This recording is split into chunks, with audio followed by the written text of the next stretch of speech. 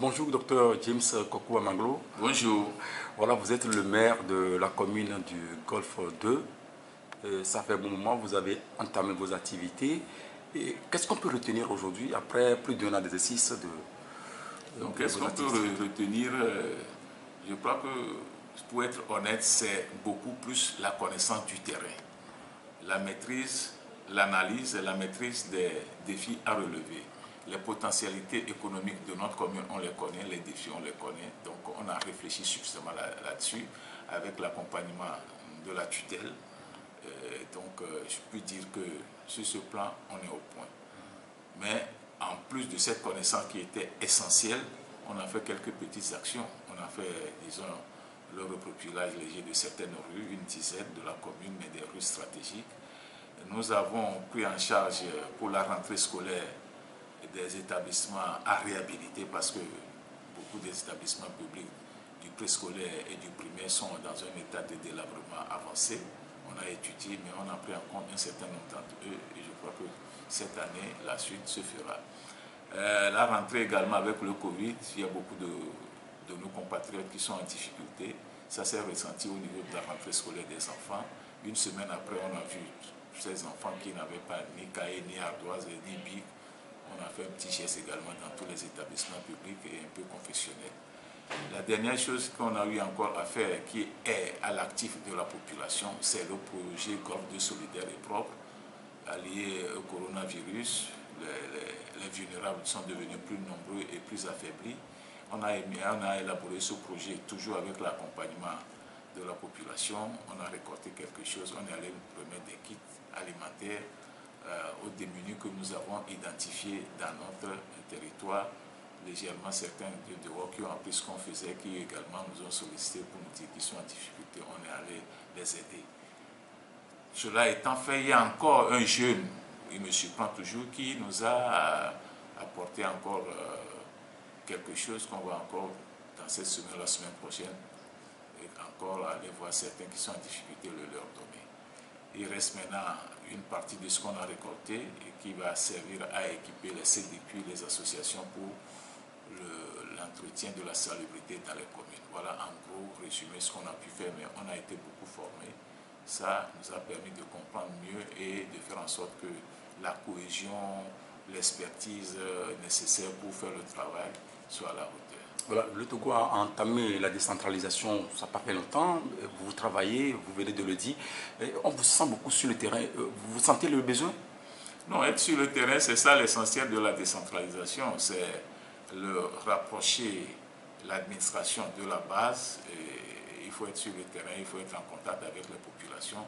Je me sens à l'aise dans cette descente sur le terrain parce que je sens les populations qui ont envie de voir du résultat et ils se mobilisent aussi. Donc, c'est avec beaucoup de joie que nous sommes ensemble et sur le terrain, ça bouge. Et je crois avec un peu de moyens que l'État mettra un peu à notre disposition, en plus ce que nous mobiliserons au niveau des taxes locales, je crois qu'on va commencer à faire des choses et les populations sont prêtes à nous accompagner pour qu'il y ait des résultats tangibles dans leur intérêt. Golfe 2, commune Golfe 2, c'est un centre, c'est vaste. Il y a un problème également d'insalubrité. Pas plus que le week-end dernier, vous avez eu à travailler là-dessus en collaboration avec les confessions religieuses. Qu'est-ce que cela a donné comme résultat aujourd'hui? Non, ce projet, c'est un projet que le 1er juin, le pasteur Edo a eu la géniale idée d'initier et on s'est associé au projet.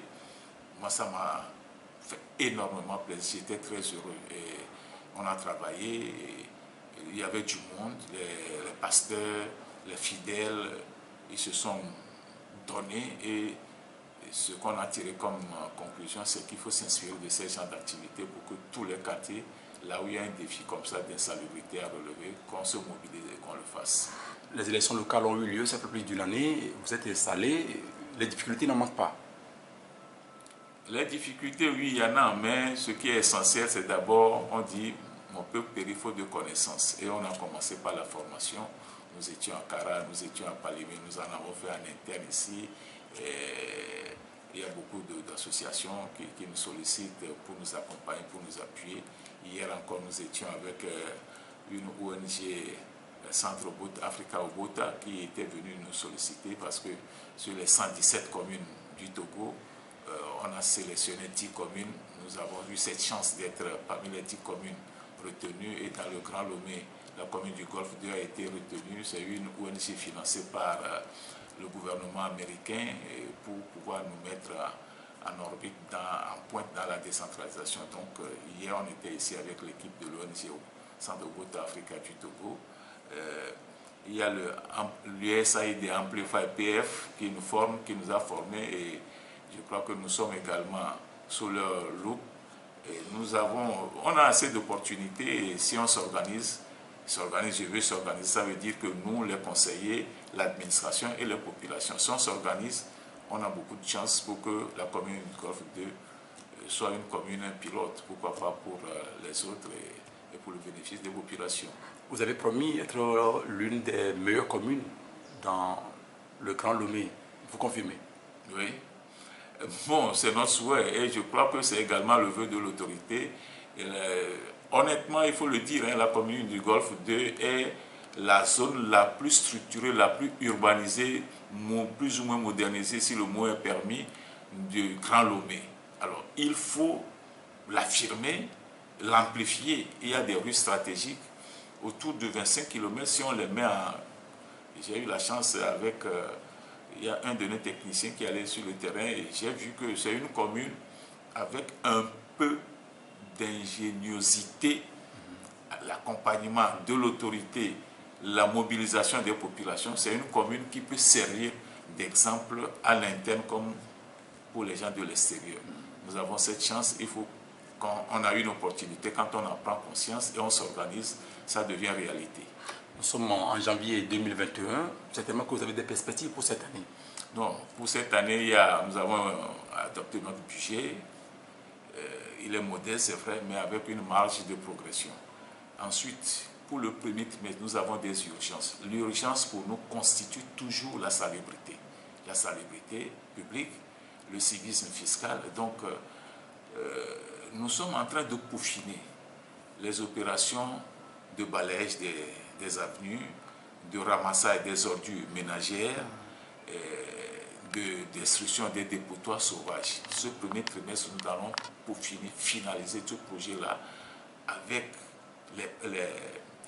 les prestataires et nous, conseillers, population, pour que ce soit quelque chose de fini, parce que l'objectif principal, et nous sommes heureux, c'est ce que l'autorité aussi veut, que la salubrité soit l'une de nos priorités, un défi à relever, et nous nous organisons pour ça. Donc ce premier trimestre, on doit peaufiner tous ces projets-là avec les prestataires qui sont dans le domaine, pour qu'on sache comment s'accompagner, pour avancer, pour que les populations aussi se sentent à l'aise.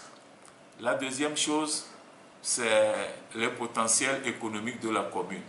On les connaît, il faut maintenant les matérialiser en faisant une sorte de recensement, ce qui va se faire ce premier trimestre. Il y a les permis de construire.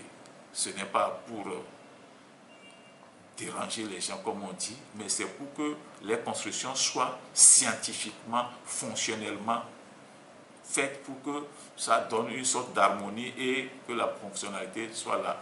Donc, on va veiller à ça. On va sensibiliser à l'obtention du permis de construire, l'encombrement des voies publiques, les chaussées qui sont là, comment les occuper, pour que quand on rentre dans le pays, la commune du Golfe 2 étant la vitrine du pays, quand quelqu'un rentre, qu'on sent que les Togolais savent ce qu'on appelle une chaussée. Et une chaussée, c'est là où les véhicules passent. Après, il y a les caniveaux. Ensuite, il y a le trottoir. Et c'est après le trottoir qu'on peut voir des étalages. Les rues bitumées de la commune, nous allons, avec une intense sensibilisation, amener nos concitoyens à savoir comment l'utiliser pour que nous soyons entre le beau et le fonctionnel. Nous sommes à l'aide de coronavirus, cette pandémie qui embête aujourd'hui, entre guillemets, le monde. Et dans la commune, comment est-ce que vous gérez cette pandémie, cette maladie? Oui, c'est vrai, sur le plan mondial, il y a eu de fortes craintes, et nous aussi, il y a cette crainte, l'autorité de veille est là, on parle de vaccination, mais ce qui est essentiel, c'est de maintenir la discipline dans l'observation des mesures barrières de distanciation prescrites par l'autorité dès le début de cette crise. Nous maintenons la veille, nous avons une équipe, un point focal ici, dirigé par le premier adjoint, et le travail s'intensifie sur le terrain pour que nous soyons plus disciplinés. Il y a des contaminations, il y a des décès, des proches. De plus en plus, nous devons être conscients que la maladie est là et elle est grave, elle est difficile à gérer. Donc, prévenir vaut mieux que guérir. Donc, il faut observer les mesures barrières. C'est ce à quoi nous nous attelons sur les places.